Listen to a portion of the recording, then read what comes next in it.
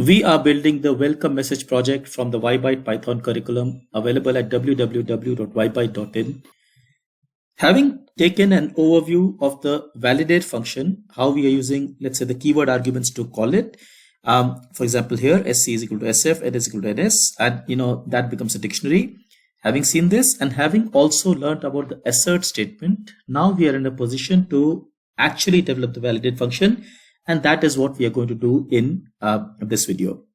Now remember, we are using keyword arguments here and we are calling this star prelim data, which means inside this function, as we saw, prelim data is a dictionary with keys being sc and ns, sc standing for shortcode, ns standing for, let's say, the name string.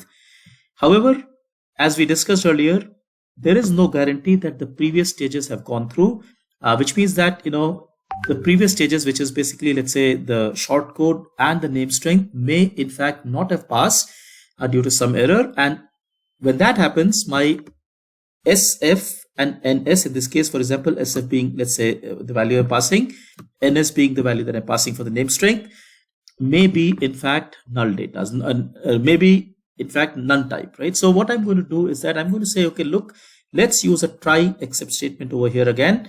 Because that's logical, I'm going to assert a statement that, look, let me assert that this is not a none type. Now, how do I do this? So I just go and say, well, assert, let's say, prelim data. Now remember, the prelim data is the name of the dictionary inside the function and its keys are, let's say, sc.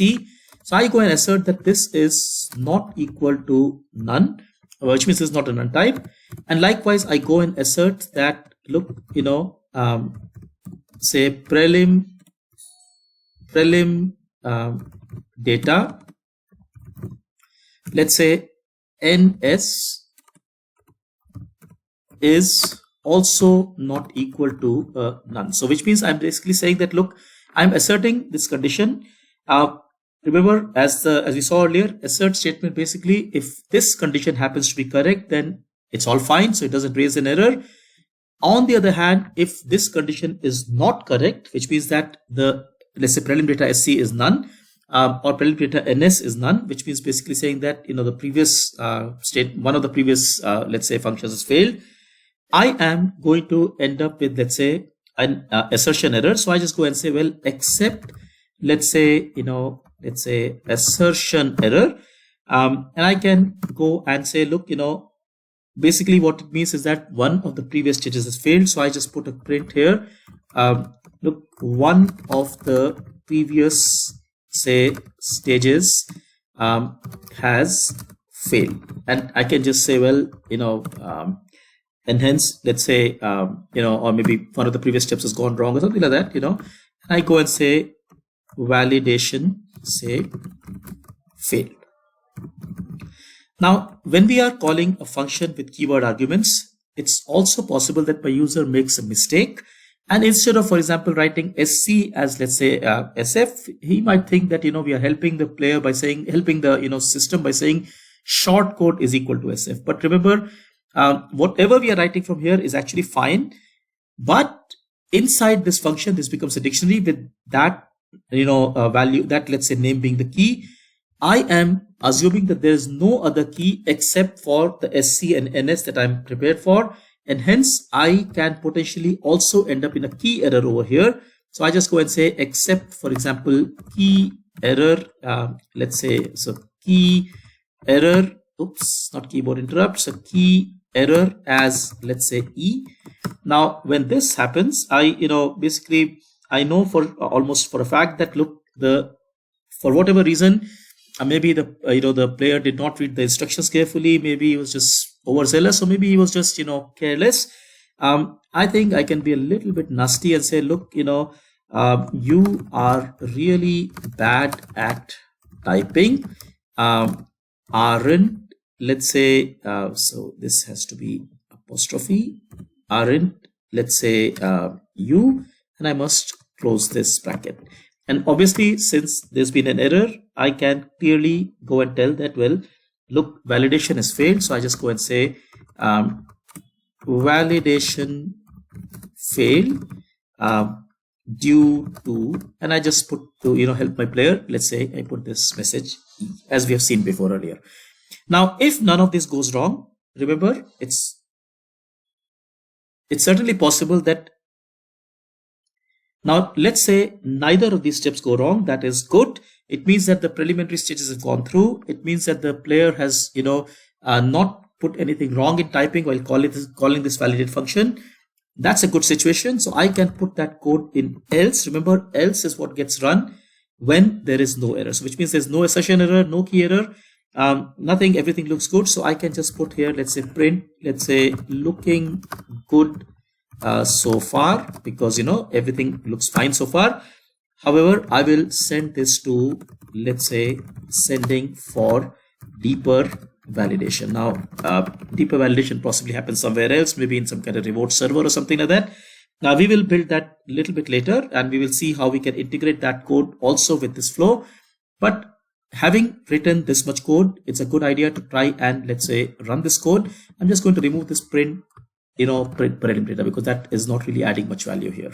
So I just go back to my, let's say, my command line. So I just first create, let's take a good case. So I just say, okay, look, my short form is 0, Vineet, Vybyte, Bengaluru, prefix smart, suffix handsome. Why not? So I run this and it tells me, like, hopefully you managed to pass this stage. I think I did. Let's just get the name strength as well. So I go and say, well, my name strength is, okay, let me do this again. So let's get the name strength too. So I go and say, let's say his name strength is, let's say name is equal to, let's say I say Vineet Srivastava. And, I can maybe put AKA is equal to, let's say, Vybyte founder, just we can put anything. Clearly, this will result in a good name strength. Now, hopefully I passed the stage 2. I think I did. So when I try to, let's say, validate, so I just go and say validate SC is equal to SF. Remember, because my output from short form was called SF. Name strength is called NS. So I just go SC equals to SF, NS equals to NS. When I try to do this, it tells me looking good so far, sending for deeper validation, because clearly there was no, error. Like I said, let's say I was overzealous and I decided to, let's say, think that, look, let me tell in more detail what I'm trying to do. I go and say short code is SF. I think I'm trying to help, but unfortunately my, my, let's say, program that validates me does not think so. It in fact tells me you're really bad at typing, aren't you? Now this happened because, remember, I ended up in a key error. Why did I end up in a key error? Because look, I tried to look for prelim data SC, but there wasn't any, because remember the keys now are shortcode and NS. Very nice application of ideas. In fact, of the dictionaries of this keyword arguments, I end up with a key error, and hence I just say, well, look, this has failed due to SC. So I kind of get an idea that, look, maybe I've messed this up. I think I should be giving, let's say, SC as this. So that looks good. What happened, however, let's say I got my short form incorrect, or let's say didn't go through that stage. Say I say, well, use index of 1000. Now clearly this is going to fail with an index error. It tells me index error, but hopefully I managed to pass this stage. Perhaps I did, who knows. So I go and try validate now. This time notice I am giving SC equals to SF, NS equals to NS. However, this is going to cause me a problem, because now the assertion will fail. So I'm saying that, look, neither of these is none, but I know very well that in fact SF is a none type, right? So SF is a none type. So this being a none type caused an assertion error to be raised, and hence I get a message, one of the previous stages has failed and validation has hence failed. So very interesting application of try except else. Think through this a little bit. We are going to go further and build the deeper validation as we, in the subsequent videos. But I hope this was interesting. In general, if you think this way of learning, where we are applying concepts, building examples, it helps you, look at our website, because that is how we learn Python programming. Take care. Thank you so much. Bye-bye.